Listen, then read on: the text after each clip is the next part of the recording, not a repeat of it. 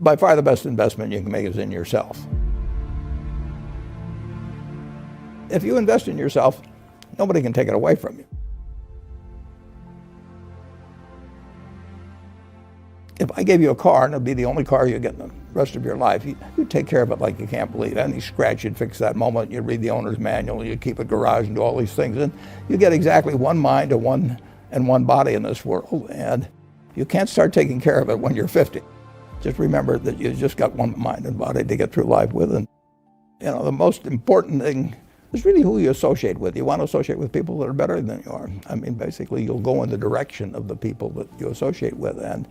And you want to have the right heroes. You want people, if you want to emulate somebody, you better pick very carefully who you want to emulate. And when, obviously, you can't pick your parents. They're going to have an enormous influence on you, but you don't get a choice on that. But you get choices as you go down the line. And you want to copy. And the most important for most people in terms of that decision is their spouse. It's also important in terms of a partner in business, but the partner in life is the most important one. You want to pick a spouse that's better than you are. Biggest mistakes people make when investing?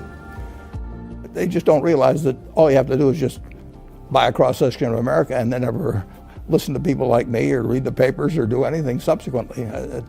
They think that because you can trade, you should trade. You buy a farm, you buy an apartment house, you can't resell it tomorrow. Now you get something handed to you, liquidity, which is instant. You can sell, and the cost of doing it are pennies, compared to other kinds of investment activity. So because they can so easily move around, they do move around, and moving around is not smarter than investing. You have a pretty cool morning routine regarding what you have for breakfast and how prosperous you feel. What is that? I eat exactly what I like to eat. If somebody offered me a deal when I was 20 and said, you're going to live 1 year longer, instead of living to 88, you'll live to 89 or whatever it may be, if you eat nothing but broccoli and Brussels sprouts and onions and all these things. I just said, I'll take the last year off. It probably won't be that good anyway. So I eat exactly what I like to eat. Is business school worth it? Depends on the person.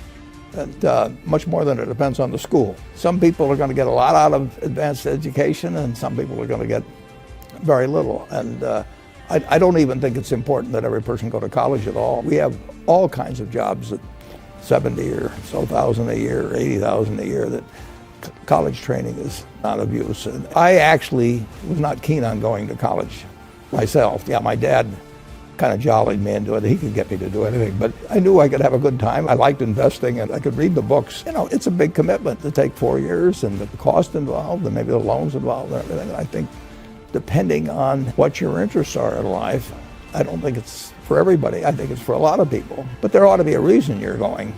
And I didn't really see much reason.